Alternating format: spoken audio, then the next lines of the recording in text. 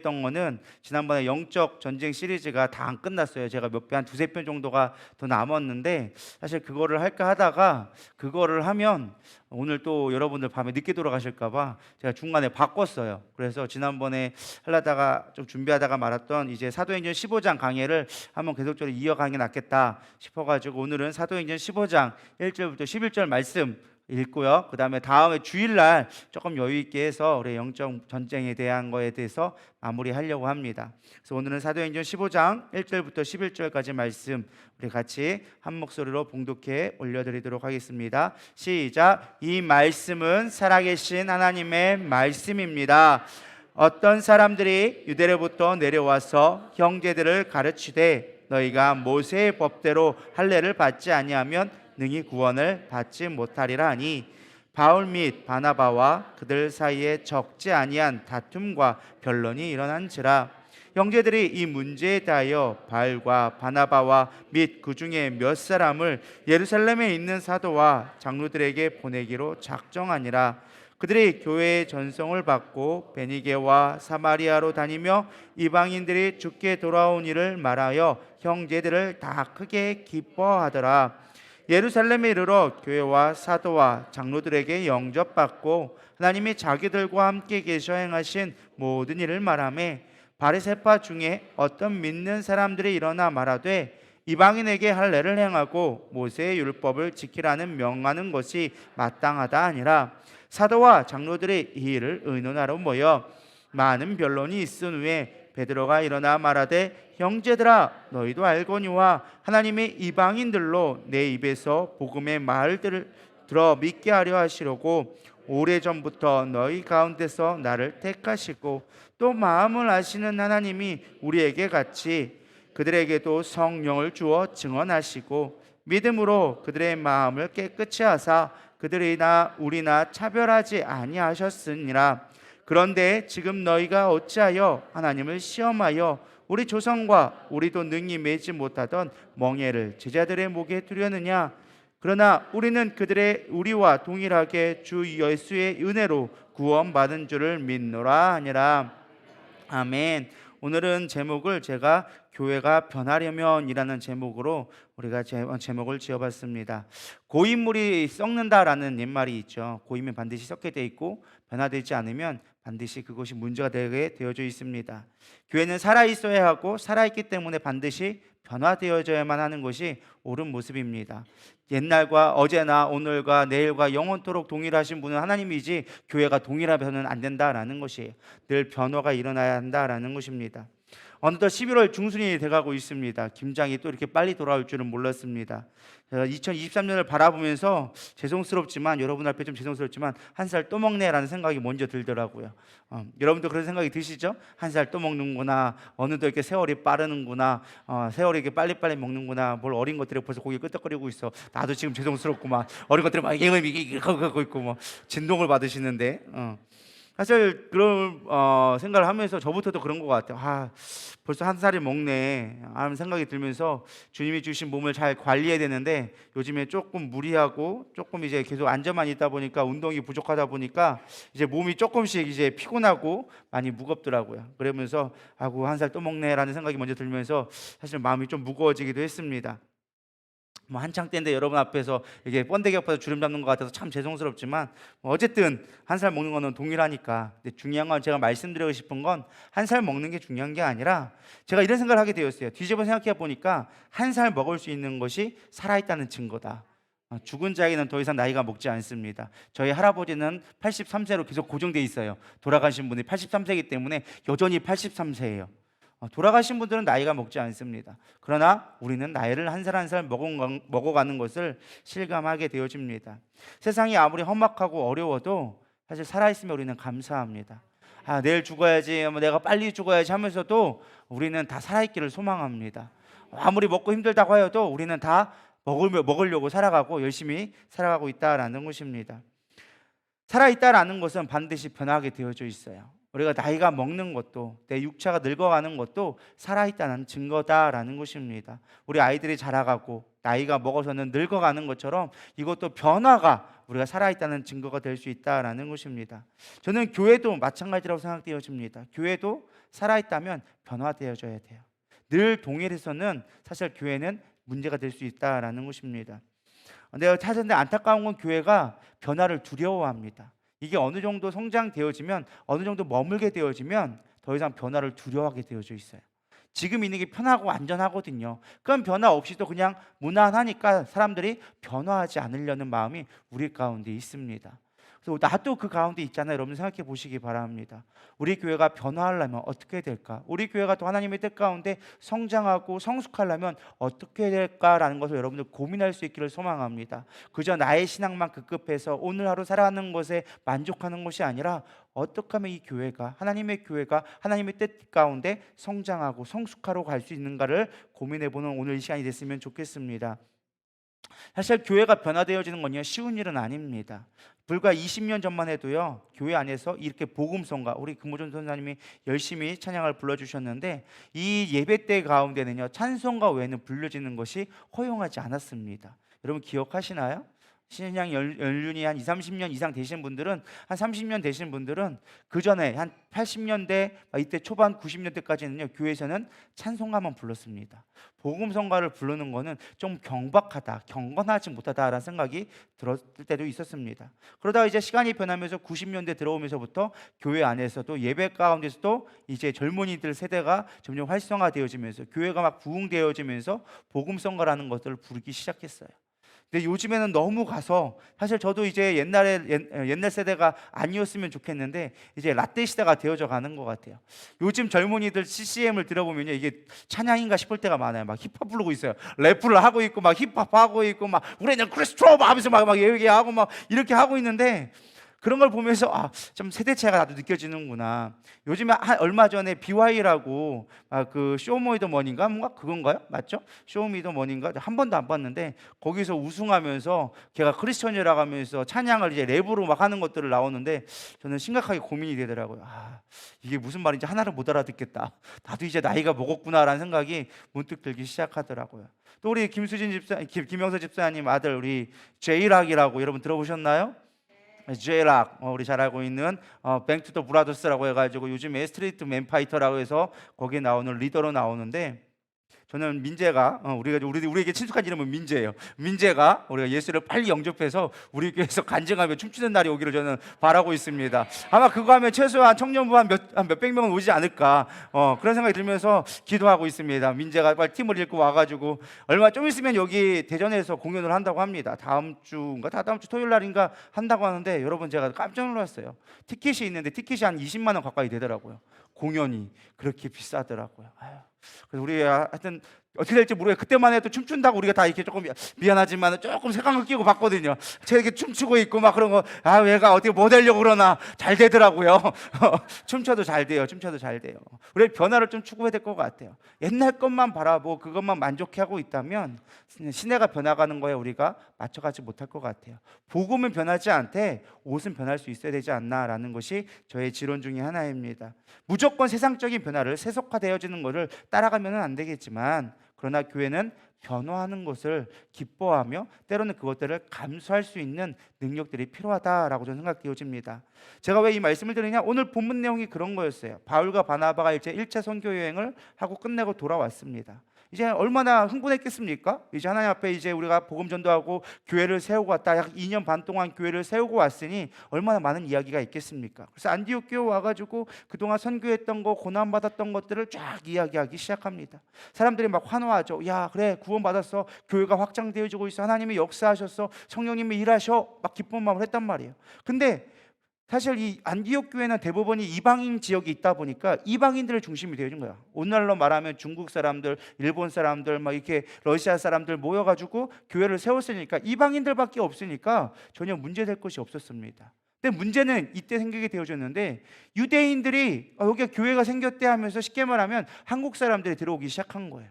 한국 사람이 들어와서 한국 문화를 가지고서는 이야기하기 시작한 겁니다. 유대인들에게 가장 중요한 문화가 뭐예요? 율법을 가지고 너희들 구원받았다며, 그러면서 뭐라고 요구하느냐, 구원받았으면 하나님의 율법을 따라야 돼. 그러니까 너희들 다 할례 받아야 돼 라고 이야기하는 거예요. 여러분 할례가 뭔지는 아시죠? 오늘날로 말하면 남자들 포교수를 받아야 되는 거야. 그러니까 사실 이방인들은 평생 동안 몸에 칼 안 대고 살았어. 근데 갑자기 예수 믿는다고 하니까 몸에 딱 칼을 대래. 여러분 같으면 하실 수 있겠어요? 그게 마음에 합당치가 않은 거예요. 시험에 드는 거예요. 근데 거기에다가 뭐라고 얘기하느냐? 할례 받아야만 구원받는 거야.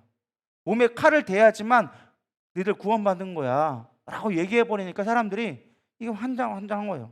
내가 그냥 예수님 믿고 내가 새로운 삶을 살았다고 생각하고 예수 믿는 것으로 끝났다고 생각했는데 갑자기 와가지고 몸에 칼을 대라고 하질 않나, 율법을 따라가질 않나, 삶을 바꾸라고 얘기를 하질 않나 라고 얘기하니까 기존에 예수 믿었다고 했던 사람들이 시험 들기 시작하는 거예요. 그래서 그걸로 막 문제가 생기기 시작하는 거예요.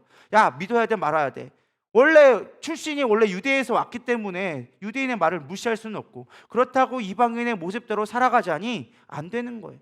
교회가 변화를 이끌려니까 시끌벅적해지기 시작하는 거예요. 도저히 안 되겠다. 이걸로는 해결이 안 되겠다 싶어가지고 문제가 생기기 시작합니다. 1절에 보면 이렇게 나와져 있습니다. 어떤 사람들이 유대로부터 내려와서 형제들을 가르치되 너희가 모세의 법대로 할례를 받지 아니하면 능히 구원을 받지 못하리라.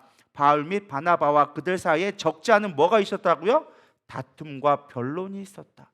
이게 쉽게 말하면 이게 어느 정도 처음에 좋고 좋은 게 좋은 거다 하다가 나중에 이게 싸움이 되기 시작한 거예요. 사람들까지 교회 안에 문제가 생기기 시작했다라는 것입니다.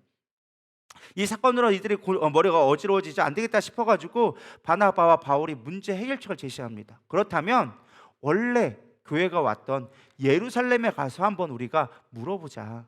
우리가 어쨌든 지교회지 않느냐, 우리가 원래 교회는 아니지 않느냐, 우리가 와가지고 파송되어져서 이 안디옥에서 교회를 세웠으니까 원래 교회, 예수님의 그 직접적으로 가르침을 받은 예수님의 수제자들이 있는 그 예루살렘 교회에 가서 그분들이 뭐라고 하는지 한번 알아보자. 왜냐하면 바나바나 바울 같은 경우는 예수님의 직계제자는 아니거든요. 솔직한 얘기로 베드로나 뭐 요한이나 이런 사람들이 직계제자지, 안드레 이런 사람이 직계제자지, 바울도 그냥 예수님을 만났다고 하지만 사실 예수님을 직접 배움을 받은 사람도 아니고, 바나바도 예수님의 수제자는 아니었어요.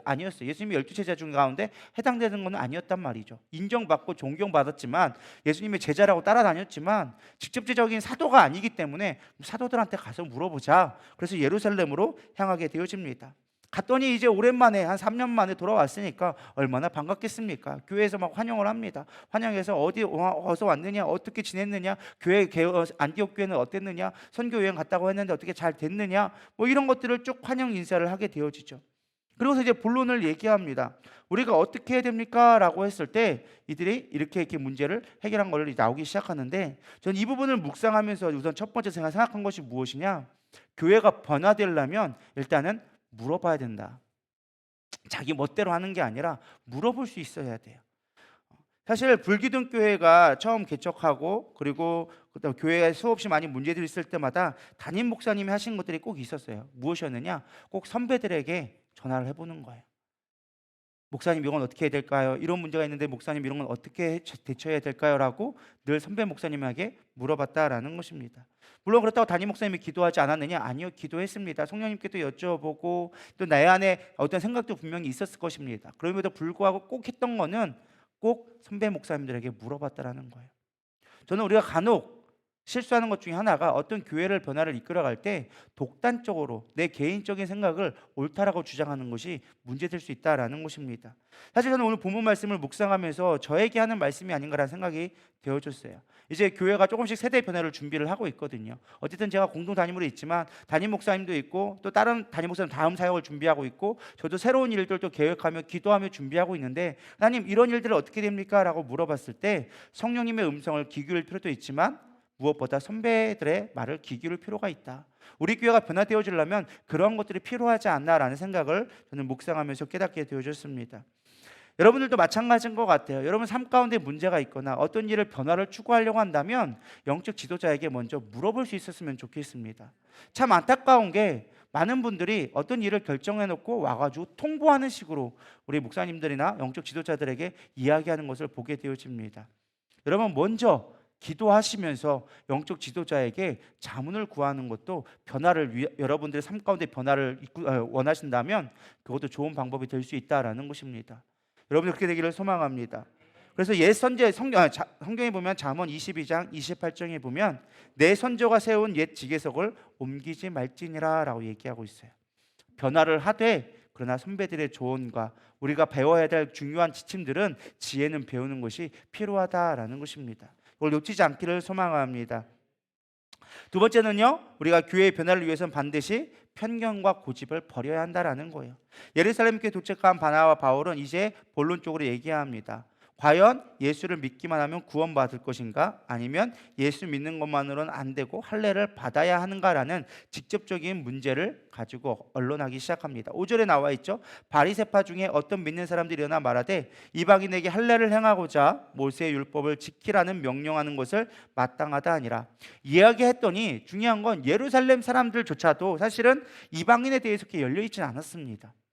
안디옥 교회가 이방인 교회다 보니까 이방인 선교에 대해서 활성화가 되어졌지만, 정작 예루살렘에 있는 예수님의 수제자들, 유대인들의 출신의 사람들은요, 이방인들에 대해서 별로 마음이 열려 있지 않았어요. 특별히 바리새파들이 누구예요? 율법에 통달한 자였어요. 율법으로 평생 동안 공부해왔고 어릴 때부터 성인식을 거쳐서 성경을 달달 외우면서 늘 강론하면서 많은 영향력을 끼쳤던 사람들이 바리새인들이었어요. 근데 그런 사람들도 우리가 잘 알고 있는 누구예요? 니고데모 같은 사람, 그런 사람들도 사실은 바리새파 출신이거든요. 그러다 보니까 이 율법에 대해서는 고정관념이 있었던 거예요. 그러니까 이들이 와서 이방인들에 대해서 예수 믿기만 하면 구원받는다라는 이야기를 했을 때, 그걸로 구원이 족합니까? 아니면 율법을 꼭 따라야 합니까? 라고 물어봤을 때 바리새파들 하는 사람들이 이렇게 이야기하는 거예요. 반드시 할례를 받아야지만 구원받는다. 왜? 성경에도 모세도 할례를 받았고, 그렇게 우리가 전통적으로 이제까지 모든 백성들이 하나님의 자손이라고 믿는 사람들이 다 할례를 받았으니까 이방인들, 그래 그들 구원받는 것까지는 용납해 줄게. 그들이 우리가 이미 겪어봐서 알지만 이방인들도 구원을 받아들이고 예수님을 알고 믿으니까 그걸 막을 자신은 없어. 그걸 막을 수는 없어. 하나님이 하시는 일이니까. 그러나 율법은 행하지 않을 때 그들도 구원받는다라고 못 박아서 얘기하는 것입니다. 진짜 문제가 변화되지 못했던 것은 그들의 편견과 고집이었어요. 물론 이들의 말이 틀린 말은 아니에요. 율법을 지켜야죠. 할례를 지키는 거 좋아요. 근데 중요한 건 이것이 진짜 구원의 문제인가라는 것들을 우리가 고민할 필요가 있다라는 것입니다. 오늘날 교회들도 마찬가지잖아요. 이런 문제가 참 많이 있거든요. 안식일 꼭 지켜야 된다. 그래야 구원받는다. 여러분 맞을까요? 틀릴까요? 맞아요? 틀려요? 안식일을 지켜야 구원받을까요? 안 받을까요? 네, 틀려요. 여러분 우리가 천국 갈 때는 믿음으로 가는 거지 주일날 지켰다고 예배 지켰다고 가는 건 아니에요. 그럼 우리가 왜 이 안식일을 지켜야 되고 주일을 온전히 지켜야 될까요? 성경적인 안식일을 온전히 지키라고 얘기했으니까 그럼 율법이죠. 그렇게 얘기하면 그럼 이 사람들하고 똑같은 문제가 되어지는 거예요. 본질을 놓쳤기 때문에 그런 거예요. 그걸 율법으로 접근하면 다 짐이 될 수밖에 없어요. 근데 그게 율법이 아니라 은혜가 되어지면 우리는 지킬 수밖에 없는 거예요. 안식일의 본질의 의미가 뭐였어요? 하나님과 함께하는 거, 하나님을 누리는 거였어요. 안식을 열려 쉼으로 말미암아 그 시간 하나님 앞에 온전하게 하나님이 창조하신 것으로 말미암아 예수로 말미암아 누려야 되는 게 주일이라는 거예요. 근데 우리가 이 주일을 누리지 아니하고 그거를 안식일로 우리가 주일을 지켜야 된다라는 의미로 각인되어지고 율법이 되어지면 짐이 되기 시작하는 거예요. 여러분 예배 드리는 게 힘드시나요?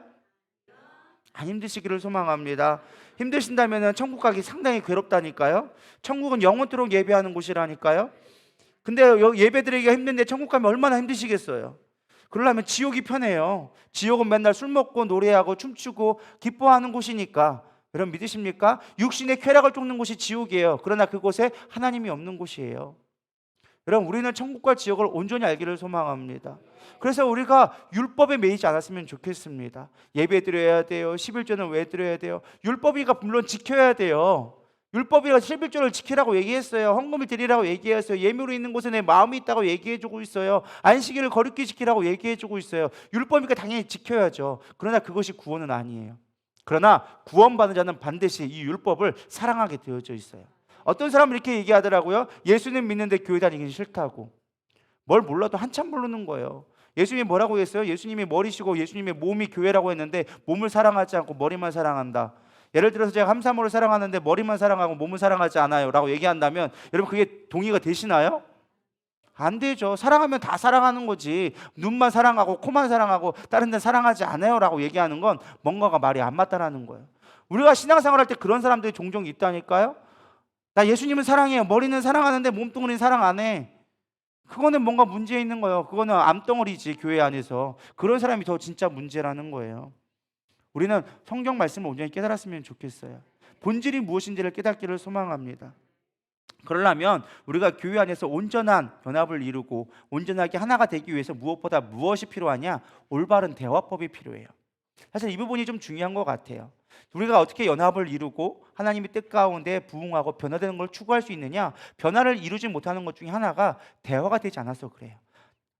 영적 지도자는 이렇게 하자고 하는데 성도들은 그걸 원하지 않아. 대화가 되지 않아. 대화로서 그거를 합의점을 찾아가고 하나님이 원하시는 것을 물어보고 찾아야 되는데 올바른 대화법이 되지 않으니까 늘 문제가 생기는 거예요.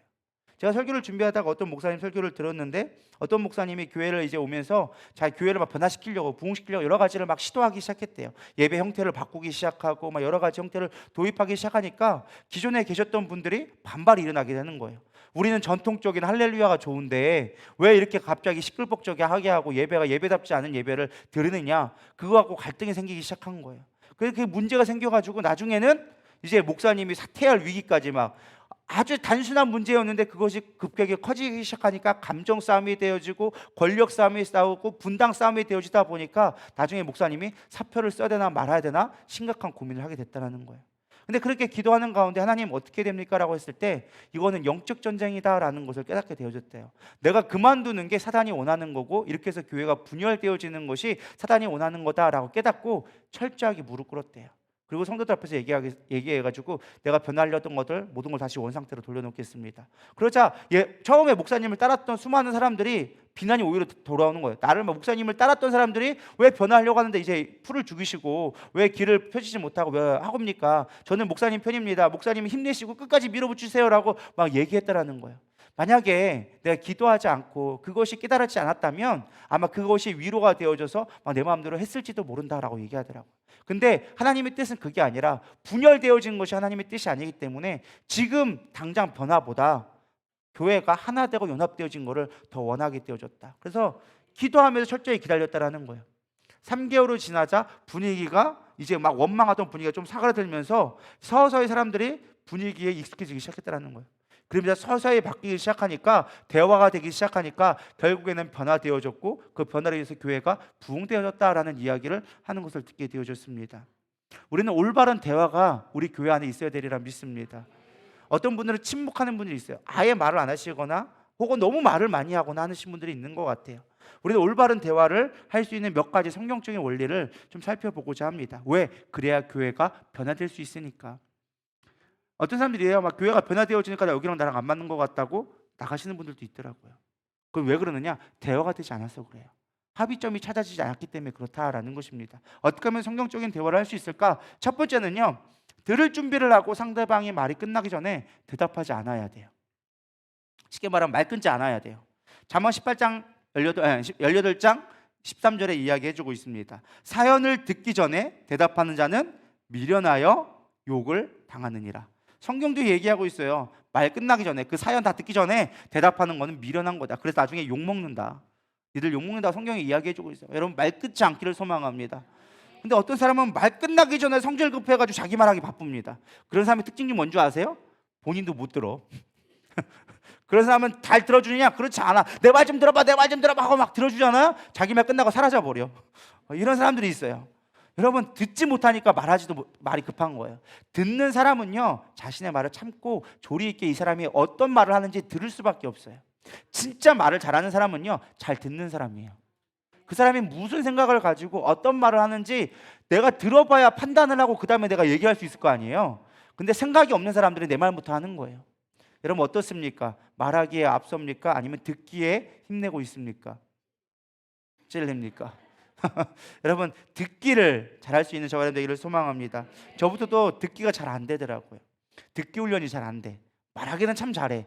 가르치기는 참 잘해. 문제는 듣기가 안 돼. 그러나 들을 때, 기다려줬을 때 온전한 대화가 이루어진다. 두 번째, 말을 더디하고 생각하고 서둘러 말하지 않아야 된다. 내가 했던 말이긴 하지만은 할 말은 많지만 하지 않는 자가 지혜로운 자라는 것입니다. 사실 목사로 있다 보면요 참 할 말이 많습니다. 우리 사역자들이나 여러 가지라 할 말들이 참 많은데 가만히 보니까 말 많이 한다고 되는 건 아니더라고요. 말 많이 하니까 과부하가 생겨서 더 못하더라고요. 그냥 하나가 생기면 하나 할 때까지 기다려주는 거. 그냥 최소한 일할 수 있는 분량대로 두세 개 정도만 딱 주고 기다려주는 거예요. 저는 할 게 막 많아요. 막 11월, 12월 할 거 막 하고 다음 거 내년 거 준비해야 되고 하니까 막 그거를 쏟아낼 때가 있어요. 가끔 저도 모르게 부사역자들한테 우리 근무전도사나 용전도사나 야 이거 해놔라 이거 해놔라 이거 해놔라 이거 해놔라 하니까 일을 하는 처리 속도가 있잖아요. 본인이 아무리 빨라도 처리하는 속도가 있고 내 생각과 다르기 때문에 내 계획과 다르기 때문에 본인이 계획 스케줄이 있단 말이에요. 그러면 쌓이는 거야 이게. 처음에 두세 개였던 것이 6개, 7개, 10개가 되어지니까 뭐 하나 제대로 되는 게 없는 거예요. 깨달은 게 그거예요. 그냥 할 말이 많아도 기다려주는 거. 더딜지라도 그게 빠른 길이 될 수 있다라는 것입니다. 그래서 잠언에 보면 이렇게 나왔습니다. 잠언 15장 23절 사람은 그의 입의 대답으로 말미암아 기쁨을 얻나니 때에 맞는 말이 얼마나 아름다운고. 무슨 말이요? 때에 맞는 말. 할 말 한다고 그때가 다 때가 아니라는 거예요. 할 때가 있다라는 거예요. 말할 기회가 있다라는 거예요. 김노기 목사님도 그 말씀 하시더라고요. 지금 내가 고난받을 때 사람들한테 아무리 얘기해봐야 사람들 듣지 않는다고. 그러나 내가 정리되어지고 내가 어느 정도 위치가 되어지면 내가 말하고 싶지 않아도 말하면 그것이 막 먹히게 되어진다고. 말할 때를 기다리라고. 여러분 말할 때를 기다리기를 소망합니다. 잠언 15장 28절도 이야기합니다. 의인의 마음은 대답할 말을 깊이 생각하여도 악인의 입은 악을 쏟아놓느니라. 뭐 한다고요? 깊이 생각하고 얘기하세요. 특별히 안 좋은 말 할 때는요 생각하고 또 생각하고 또 생각하고 또 생각하세요. 믿으십니까? 근데 우리는 안 좋은 말은 되게 빨리 해. 좋은 말은 그냥 말하지도 않아. 안 좋은 말은 왜 이렇게 빨리 하는지 몰라. 그러니까 대화가 안 되기 시작하는 거예요. 있잖아 내가 자기한테 해주고 싶은 말이 있는데 자기 것만 고치면 되게 행복하다 잘할 것 같은데 그러면서 한참 잔소리 칭찬은 한마디도 안 하면서 마치 위하는 척 하면서 얼마나 잔소리를 많이 하는지. 그럼 그 사람 들을까요? 안 들어요. 그러니까 안 좋은 말은 그냥 무조건 꾹 참으세요. 제가 사역자한테 항상 하는 말이 그거예요. 네가 옳다고 생각하지 말아라. 안 좋은 말 있으면 아무리 네가 옳아도 그 말 하지 마라. 그 말 하지 않는 게 지혜로운 거다. 네가 걔를 바꿀 수 있을 것 같아? 그 사람 말 들었다 절대 안 바뀌어. 그러니까 바꾸려고도 하지 마. 주님이 바꿔야지 네가 못 바꿔. 그러니까 안 좋은 말은 무조건 하지 마. 안 좋은 말은 무조건 하지 마. 이건 내 경험에서 나온 말이야. 그러니까 말하지 마. 말하지 마. 저도 그래서 요즘에는 웬만한 안 좋은 소리는요 거의 안 하려고 해요. 근데 아직까지도 제 안에 있는 거 좀 가까운 사람이다 생각하는 사람한테는 나도 모르게 안 좋은 말이 막 나가기 시작하는 거예요. 너 이거 고쳐야 돼, 이거 이렇게 해야 돼 라고 가까운 사람일수록 얘기하더라고요. 그래서 요즘에 제가 많이 바꾸려고 노력합니다. 안 좋은 말은 하지 말자. 안 좋은 말 안 하는 게 장땡이에요. 잠언 21장 23절 입과 혀를 지키는 자는 그 영혼을 환난에서 보존하느니라. 잠언 29장 20절 내가 언어에 조급한 사람을 보느냐 그보다 미련한 자에게 오히려 바랄 것이 있느니라. 언어에 조급하지 않기를 소망합니다. 제 가장 큰 숙제주가 하나가 이거예요. 언어에 조급하지 않는 사람. 말을 빨리 하지 않는 게 왜 이렇게 조급해지는지. 저는 절대 조급하지 않는데 이게 인이 배어서 말이 알아서 모터가 달려서 나가는 걸 방법이 없어요. 그냥 알아서 듣기를 바랍니다. 나중 되면 알아서 느려진다고 하더라고요. 그거 기다리고 있어요. 어떤 목사님이 얘기하더라고요. 목사님 부러워요. 뭐가 부러우신데? 그러니까 어떻게 말을 그렇게 빨리 할 수 있냐고. 나는 빨리 하고 싶어도 못한다고. 우리 성도들이 다 졸려 죽는다고 저한테 상담 오시는 분이 계시더라고요. 그래서 그것도 은혜구나라고 생각하면서 제가 조금 넘어가고 있는데 이제 말을 정확하게 하려고 하는 건 제가 숙제로 가지고 있습니다. 네 번째는요. 말다툼을 버리지 않는 거예요. 어떠한 일이 있어도 말다툼을 버리지 않을 때 대화가 되기 시작합니다. 잠언 17장 14절 다투는 시장은 방축에서 물이 새는 것 같은즉 싸움이 일어나기 전에 시비를 그치는 것이니라. 이게 뭔 말이에요? 이미 한번 터지면 돌이킬 수 없다라는 거예요. 방축이 뭐예요? 댐에 구멍 나면 끝난 거예요. 이미 물 새기 시작하면 한번 싸우기 시작하면 이미 끝났다라는 거예요. 돌이킬 수 없다라는 거예요. 잠언 20장 3절 다툼을 멀리하는 것이 사람에게 영광이오늘 미련한 자는 다툼을 일으키느니라. 꼭 뭐만 하면 싸우는 사람들이 있어. 뭐만 하면 싸우려고 하는 사람들이 있어. 그런 사람은 말 안 하는 게 은혜입니다. 할렐루야. 다섯 번째, 화를 내면 대꾸도 하지 않는다. 부드럽고 친절하게 대꾸해야 된다. 잠언 14장 29절 노하기를 더디하는 자는 크게 명철하여도 마음이 조급한 자는 어리석음을 나타내느니라. 잠언 15장 1절 유순한 대답은 분노를 쉬게 하여도 과격한 말은 노를 격동하느니라. 잠언 25장 15절 오래 참으면 관원이 그 말을 용납하나니 부드러운 혀는 뼈를 꺾느니라. 잠언 29장 11절 어리석은 자는 그 노를 다 드러내어도 지혜로운 자는 그 노를 억제하느니라. 여러분 화내는 게 자기의 의를 드러내는 방법이 아니에요. 막 내 걸 어필하려고 막 화를 내죠. 막 억지로 막 소리를 내고 막 와 하면 한 사람도 있어요. 여러분 그거 그 사람 말 절대 들으시는 게 아니에요. 그거는 사단이 역사하는 거예요. 믿으십니까? 절대 하나님의 은혜의 말은요 화를 내지 않아요. 온유해요. 들어줘요. 참아줘요. 근데 막 뭐 안 되면 막 소리만 빽빽 지르는 사람들이 있어. 그런 사람들은 이미 사단에게 잡혀 있다는 걸 여러분 깨닫기를 소망합니다. 성격이 아니에요. 그거는 사람의 다룰 줄을 모르는 거고 본인 스스로 외로워지는 길이에요. 믿으십니까? 고립되어진다니까요. 여러분 제가 매일마다 막 화내고 있어봐 여기 앉아 있겠나? 다 도망가지. 우리 이 교회는 왜 그러냐고 하면서 목사님 설교할 때 맨날 화난다고. 제가 보니까요 설교 이렇게 부흥하는 교회 특징은요 목회자들이 목소리 자체가 일단 온화하시더라고요. 여러분 사랑합니다 하면서 이렇게 할렐루야 하시면서 그렇게 온화한 교회가 부흥되더라고요. 근데 맨날 혼내키는 교회는 부흥이 알짜 신자들은 남어. 제가 보니까 그런 교회는 알짜 성도들은 남어. 그 모진 고난을 다 견디고 남아 있다 보니까 알짜 신자는 돼. 어떠한 시련이 와도 잘 안 넘어져. 근데 중요한 건 부흥은 잘 안 돼. 믿으십니까? 여러분 저같이 알짜로 남았다면 이제는 부흥되기를 소망합니다. 저도 그래서 웬만하면 목소리를 좀 부드럽게 하고 싶은데 그게 잘 안 되긴 해요. 그래도 뭐 이 정도면 그래도 온화한 편 아닌가요? 아멘 좀 해주세요. 이럴 때는 억울해도 뭐 이렇게 억울하다고 이렇게 뭐 이렇게 아멘을 안 하십니까? 이 정도 얼굴에 이 정도의 뭐 유머 감각이 있으면 그래도 온화한 거죠. 뭐. 할렐루야. 아무튼 우리가 화를 내지 않는 게 우리가 온전한 대화고 연합을 이룰 수 있다. 여섯 번째, 잘못했으면 빨리 인정하시기를 소망합니다. 끝까지 고집 부리는 사람이 있어요.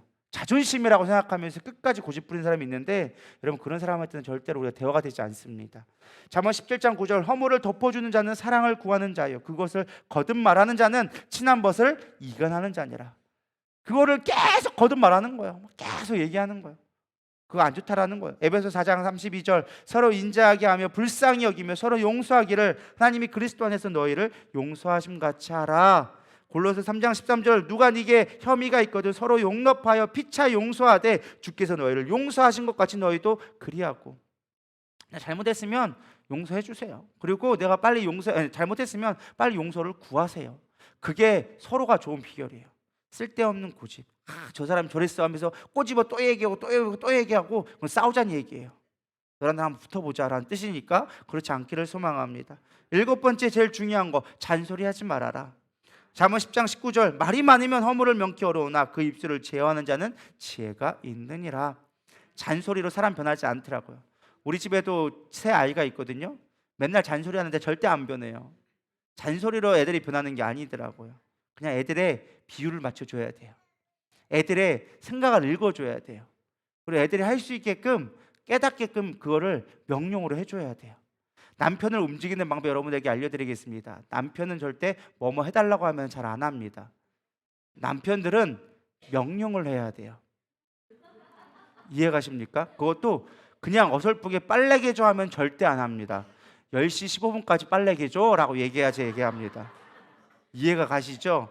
그래야 남자는요 10시 10분까지 놀아도 10시 15분 되면 그거 개고 있습니다. 근데 그냥 빨래 개줘 하면요 24시가 될 때까지 절대 빨래 안 갭니다. 내일 개면 돼 라고 얘기해요. 그래서 여러분 지혜롭기를 소망합니다. 사람을 부릴 때도 지혜가 필요하더라고요. 할렐루야. 아무튼 그래서 말만 많이 하면 안 돼요. 왜 안 했어? 라고 얘기해봐야 절대 바뀌지 않으니까 지혜롭게 하기를 소망합니다. 그리고 어떠한 일이 끝나도 절대 책망하거나 비판하지 않아야 한다는 거예요. 잠언 14장 13절 그런즉 우리가 다시는 서로 판단하지 말고 도리어 부딪힐 것이나 거칠 것을 형제 앞에 두지 아니할 것을 주의하라. 어떤 일이 끝났으면 그걸로 마무리 지세요. 왜 너 그때 옛날에 그랬느니 왜 그랬느니 이런 거 물어봐야 끝난 건 끝난 거예요. 믿으십니까? 지나간 것은 지나간 대로. 노래도 있잖아요. 지나간 것은 지나간 대로 다 그런 의미가 있죠. 이런 거 있잖아요. 뭐 굳이 이렇게 이상하게 불렀다고 뭐 이렇게 찬양만 잘하면 되지 뭐 그거 못 가지고 아무튼 그런 의미가 있다라는 것 찾아기를 소망합니다. 세 번째, 교회가 변하기 위해서는요 성령의 일하심을 주목해야 돼요. 교회는요 누구 거예요? 주님의 것이에요. 그렇기 때문에 우리 뜻대로 바꾸려고 해서는 안 된다라는 거예요. 주님이 어떻게 일하시는 것을 보는 게 중요하다라는 것입니다. 오늘 8절에 보면 이렇게 나와져 있습니다. 또 마음을 아신 하나님이 우리에게와 같이 그들에게도 성령을 주어 증언하시고. 성령의 일하심을 보았다라는 거예요. 사람들이 막 불려나기 시작하죠. 거기 사람들이 아니다, 할례를 받아야 된다 막 얘기하고, 아니다, 우리는 그래도 줘야 된다라고 얘기하는 가운데 베드로가 이제 수장되어지니까, 어쨌든 예수님이 수제자니까 대표성을 가지고 이야기하기 시작합니다. 뭐라고 얘기하느냐? 자신의 이야기를 들어서 얘기하는 거야. 내가 원래는 이방인들에 대해서 별로 탐탁하지 않았다. 그런데 하나님이 나에게 환상을 보여줘가지고 이 부정한 음식들을 먹으라고 하는데 내가 사실은 3번씩이나 거절했었다. 근데 하나님이 그 환상을 주시고서는 음성을 주시는데 어디로 가라고 해서 가봤더니, 요바로 갔더니 고넬료라는 사람이 있더라. 근데 그에게 가가지고 갑자기 뭐 할까 아무것도 준비도 안 된 상태에서 그냥 갔는데 하나님의 말씀을 증거달라고 하니까 말씀을 그들에게 전했더니 그들이 똑같이 예수를 영접하고 기도를 받았더니 성령이 그들에게 임하시는 것을 우리가 보았다. 내가 깨달은 게 그거다. 내 생각으로는 이방인들이 구원받던 것이 옳지 않은 거였는데, 부정한 것이었는데 하나님이 그렇게 나를 작정하고 보내셨더라. 그리고 그들에게 성령님이 임하신 걸 내게 보게 했다. 하나님이 지금 일하고 계시니까 우리가 무엇으로 막을 수 있겠느냐?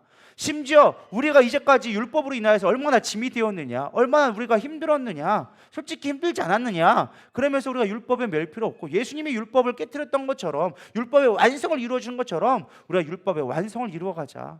율법의 진짜 참 의를, 진리를 발견해서 하나님의 기쁨 되어지자라고 하면서 이야기해주고 있는 것입니다.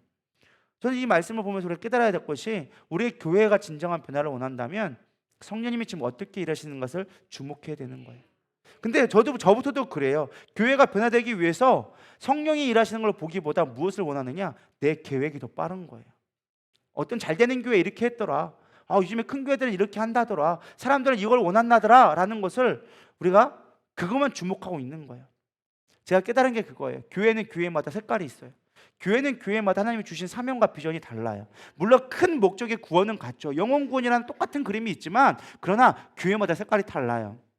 윤석준 목사님은 예를 들어서 성령의 능력이 있고, 이동환 목사님은 강해로서 그들의 부흥을 일으켜왔고, 어디 교회는 선교, 어디 교회는 말씀 강해, 어디 교회는 은사, 각각의 색깔이 달라요. 그러니까 하나님께서 또 순복음교회가 있고, 성결교회가 있고, 침례교회가 있고, 장로교회가 있고, 팔을 나눈 거예요. 사실은 다 예수 그리스도를 임해 있죠. 제가 보니까 실상 가서 깨달은 게 무엇이냐? 목사님들 다 거기서 거기도만. 거기 보니까 장로교 목사님들 있고, 순복음 목사님들 있고, 성결교 목사님들 있고, 온갖 교회단의 목사님들은 다 만나거든요. 근데 다 똑같아. 은혜가 있으면 다 똑같이 은혜가 있더라고요. 거기서 이상한 목사님들도 있고, 솔직하게 뭐 없는 목사님들도 있고, 각각의 색깔들은 다 있지만, 그러나 은혜가 있는 곳에는 하나님이 함께 하시더라고요. 제가 엊그저께 실수한 거 양평 가서 말씀 전했잖아요. 거기도 여러 목사님들이 왔어요. 뭐 순복음 목사님들도 있고, 뭐 감리교 목사님들도 있어요. 근데 말씀 전하니까 다 같이 아멘하고 은혜 받더만. 감리교라고 뭐 아멘 안 하고 안 하는 거 아니더만. 할렐루야. 각각의 색깔이 있을 뿐이에요. 다름을 인정하고 우리가 바라봐야 될 건, 성령님이 우리 가운데 역사하셔서 은혜가 있을까 없을까를 우리는 바라봤으면 좋겠습니다. 우리가 코로나 이후에 참 많은 것들이 변화되어지고 있습니다.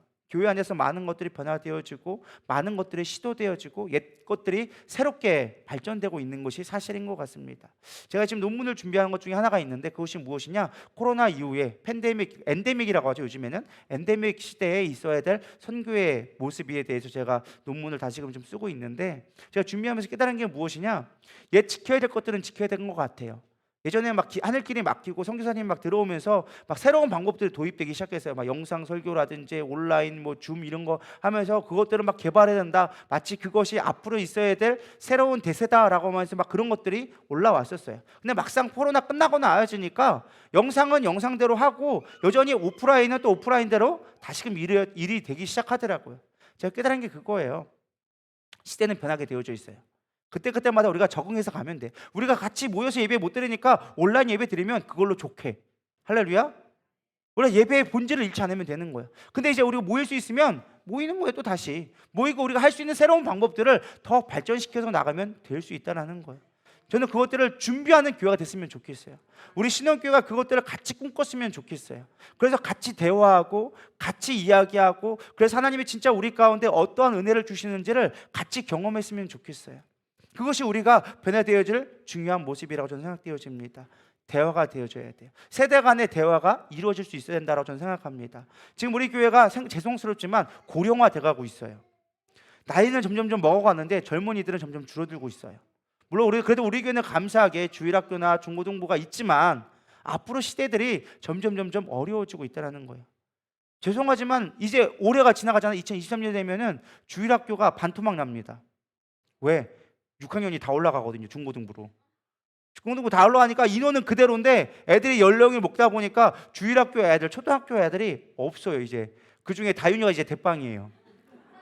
다윤이가 이제 대장이에요. 다윤이가 이제 대장 노릇을 해야 돼. 이제 맨날 꼴찌하다가 맨날 이제 언니 오빠들에게 치이다가 이제 본인이 대장 되게 생겼어. 근데 중요한 건 문제가 뭐냐면 고등부가 없어요. 이제 와, 세환이가 있구나. 세환이가 있고 중등부 올라가고. 근데 중요한 건 이제 청년부들이 문제가 생기기 시작했어요. 인원은 거의 그대로인데 이제 다들 장가가고 시집가기 시작했어. 다 장년부로 올라가기 시작한 거예요. 청년부들이 많지가 않은 거예요. 여러분, 우리가 다음 세대를 준비하는 것들이 필요합니다. 그걸 여러분들이 하셔야 돼요. 지금 우리가 준비하지 않으면 다음 세대가 우리 가운데 올 수가 없다라는 거예요. 근데 분명히 지금도 젊은 교회들은 젊은 교회가 있어요. 뭐 멀교회나 좀 밑에 옆에 앞에 가면 오메가 교회도 거기는 대학부 청년부 중심의 교회가 되어져 있는 교회들도 있어요. 다음 세대로 전문적으로 하는 교회들이 분명히 있는 것도 사실이에요. 그러나 우리 교회도 그런 것들을 준비하며 나가는 것들이 필요하다라는 것입니다. 뭐 그것들이 뭐 영상을 만들고 뭐 젊은이들 위한 뭐 그런 것도 준비하겠지만, 우리가 영적인 흐름을 갖고 있으면, 영적인 우리가 파워를 갖고 정말 그 다음 세대를 세울 수 있는 자세가 되어지면 하나님이 보내주시리라 믿습니다. 제가 보니까 그런 거 준비한다고 사람들이 오는 게 아니더라고요. 젊은이 목회하겠다고 막 젊은 목회하시는 분들이 계세요. 막 하고 막 찬양도 하고 막 하는데 그거 갖고 부흥되는 게 아니더라고요. 준비한 건 준비된 교회만큼 그만큼 하나님 부어주시는 거예요. 우리 교회가 앞으로 이렇게 부흥되어야 되리라 믿습니다. 여러분, 준비되기를 소망합니다. 막연하게 그냥 다음 세대가 알아서 오겠거니 하는 것이 아니라 우리 나이든 세대부터 믿음의 초석이 되시는 분들이 먼저 대화를 열고 그들과 대화할 수 있는 마음들을 가져가야 되는 거예요. 참 안타까운 게 뭔지 아냐면 우리 교회 청년부들이 항상 얘기하는 게 나이 드신 분들하고 교제가 없다라는 거예요. 교류할 수 있는 방법이 없어. 대화가 안 통해. 우리 노인네가 뭐 하면서 얘기하는데, 여러분 대화하려고 한 번이라도 시도해 보셨나요? 우리 다음 세대 청년부들과 얼마나 대화해 보려고 여러분 노력해 보셨습니까? 그들이 고민하고 있는 것이 무엇인지, 그들의 믿음의 어떠한 수준에 있는지 여러분들 믿음적인 대화를 나눠 보신 적 있으신가요? 같이 기도하자고 해도 뭐 얘기를 안 해. 목적을 나누지 않아. 근데 막상 우리가 신앙생활 들어가 보잖아요. 같은 걸 고민하고 있고요. 같은 걸 우리가 아파하고 있어요. 세대가 다르다고 해서 엄청 다를 것 같죠? 신앙의 문제는요, 동일하더라고요. 나이가 많고 적음이 별로 의미가 없더라고요. 제가 깨달은 게 그거예요. 나이가 젊다고 뭐 믿음이 여리고 나이가 많다고 믿음이 좋느냐? 그렇지 않더라고요. 나이가 많아도 아기 같은 믿음이 있고요. 나이가 어려도요, 큰 믿음들이 있더라고요. 초등학생들, 지금 있는 친구들, 여러분 어려 보여도요, 믿음에 대한 얘기를 하다 보면요, 아이들 생각보다 깊이 있는 고민들을 한다니까요. 하나님에 대해서 깊이 있게 고민하고 그것들을 어떻게 삶으로 이뤄낼 수 있을까 고민한다니까요. 근데 중요한 건 우리가 세대가 다르다고 대화하려고 하지 않아. 소통이 되지 않으니까 다음 세대들이 와서도 여기서 머물러 있지를 못하는 거예요. 왜? 이미 장화권이, 주도권이 빼앗겨져 있으니까. 아예 처음부터 청년부들 주도권으로 움직이는 데는 세대가 가도 그 청년의 유도권이 가더라는 거예요. 그럼 우리는 변화를 꿈꿔야 돼요. 머물러 있으면 교회는 썩게 되어져 있어요. 고인물은 반드시 썩게 되어져 있는 거예요. 저는 본문 말씀을 묵상하면서 정말 이들이 먼저 머리 있는 자들이 깨어졌거든요. 베드로가 먼저 깨어졌고 여기에 있는 야고보가 먼저 깨어졌기 때문에 이들이 온 열방으로, 이방을 향하여서 복음을 증거할 수 있는 기회가 생겼다는 거예요. 믿으십니까? 이 뒤에 있는 이야기에 보면 야고보가 얘기합니다. 우리가 이들로 율법으로 하여금 짐을 지우지 말자.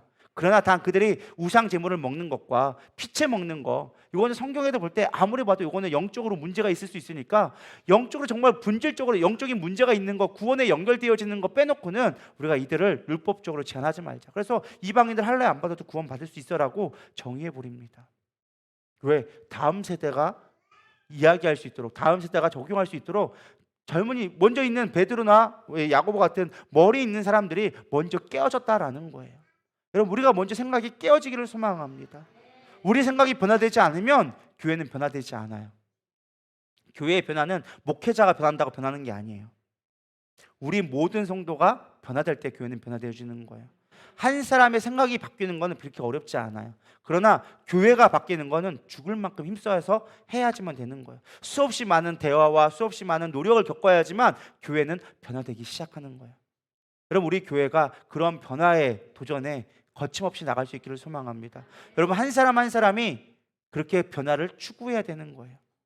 본질이 무엇인가는 읽지 않되 변화에 대해서는 우리가 같이 토론하고 끊임없이 이야기할 수 있는 사람이 되어졌을 때 교회는 바뀔 수 있다는 거예요. 우리 신원교회가 그런 가능성이 있다고 믿습니다. 여러분들께 꽉 막힌 사람은 아니라고 믿습니다. 나는 외골수야, 나는 나밖에 몰라, 이런 분은 없다고 생각합니다. 우리가 먼저 깨어져서 기도함으로 다음 세대를 세우기를 소망합니다. 그래서 여러분 오늘도 물어보시기 바랍니다. 주님, 내가 갖고 있는 고집은 무엇인가요? 내가 갖고 있는 선입견은 무엇인가요? 내가 갖고 있는 고정관념은 무엇인가요? 내가 복음에 있어서 변화될 것이 무엇인가 여러분들 생각해 봤으면 좋겠습니다. 내가 다음 세대를 세워가며 교회를 바꾸게 해야 될 것들을 생각해 봤으면 좋겠습니다. 우리 이 시간 찬양하시면서 나가겠는데요, 지금 우리는 마음을 아파요 진정으로 찬양할 때니. 여러분 우리가 마음을 합했으면 좋겠습니다. 우리 교회는 이제 변화될 것이다, 우리 교회는 반드시 부흥될 것이다, 우리 교회는 다음 세대가 더욱더 세워질 것이다, 이런 것들을 꿈꾸며 우리 같이 마음을 합하며 교회를 세워가기에 내가 헌신되어져야지 하는 고백이라 하기를 소망합니다.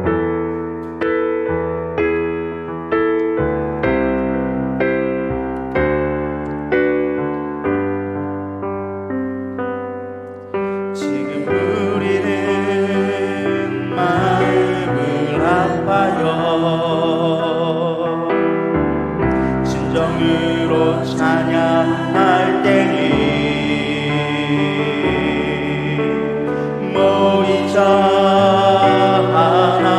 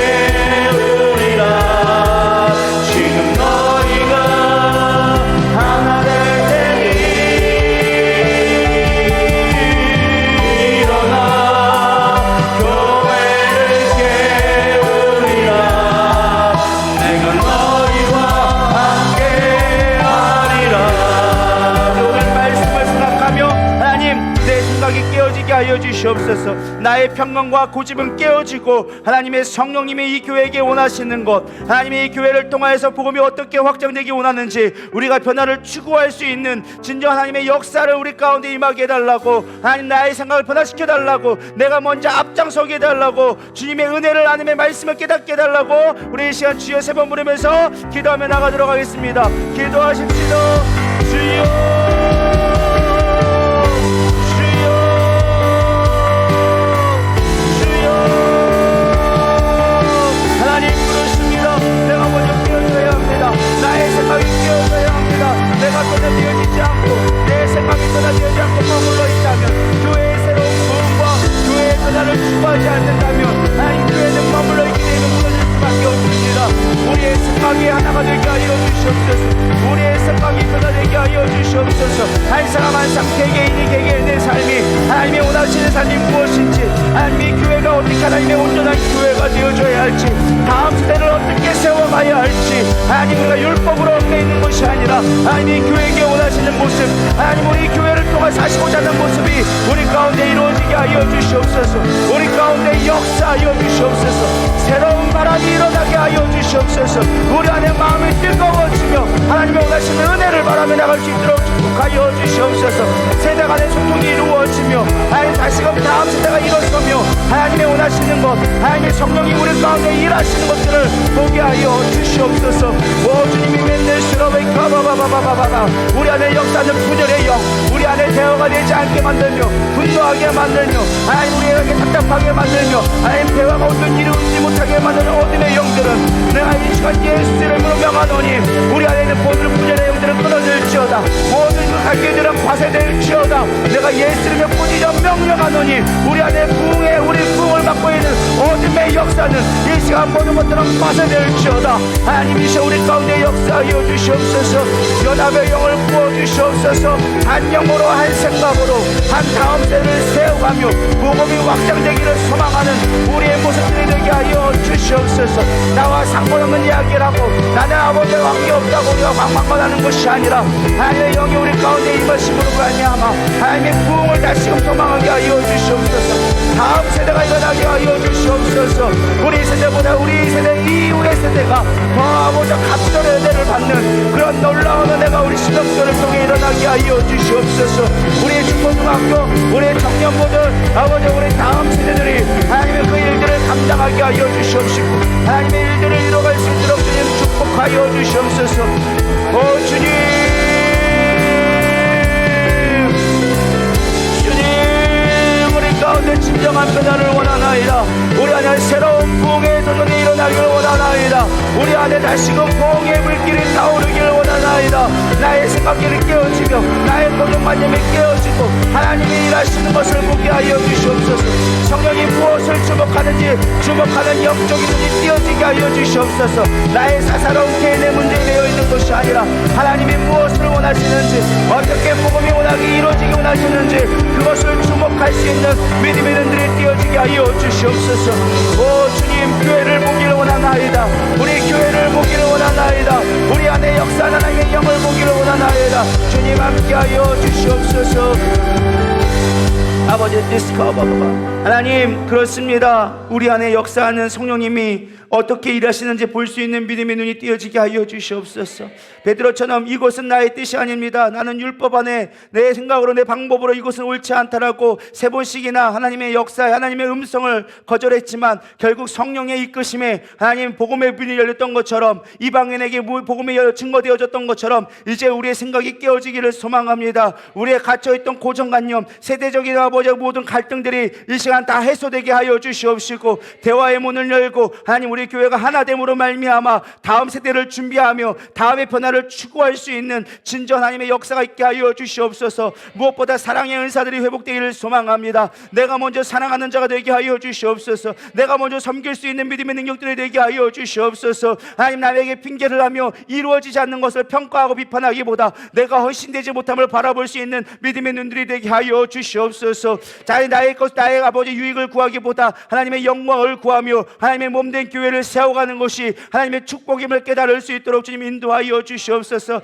특별히 내일 이제 김장을 하게 되어집니다. 하나님 단순하게 먹는 것이 아니라 이를 통하여서 교회가 연합되게 하여 주시옵시고 하나님의 기쁨이 회복되게 하여 주시옵시며 나눔을 통하여서 우리 교회가 해야 할 사명들을 깨닫게 하여 주시옵소서. 무엇을 하든 먹든지 마시든지 주의 영광을 위해 할 수 있는 믿음의 눈이 되게 하여 주시옵시고 이를 통하여서 우리 삶의 문제까지도 영적인 눈으로 바라보며 해석되어질 수 있는 믿음의 성장들이 이루어질 수 있도록 축복하여 주시옵소서. 하나님 오늘 가운데 돌아가는 발걸음도 함께 하여 주시옵시고 우리가 이제 개인의 기도를 하고 나갈 때인데 하나님 복음을 위해 기도할 수 있는 우리의 신혼께 되게 하여 주시옵소서. 입술로만 아버지를 전도해야 된다 말하는 것이 아니라 정말로 내 삶 가운데 내 마음 가운데 뜨거워지게 하여 주시옵소서. 내 마음 가운데 복음이 타오르게 하여 주시옵소서. 머리로만 머물지 않게 하여 주시옵시고 입술로 선포하게 하여 주시옵시고 전도의 열매를 거둬가며 하나님 나라의 확장을 바라볼 수 있는 진정한 능력의 복음의 사람이 되게 하여 주시옵소서. 이제 신흥교회가 변화되어져야 합니다.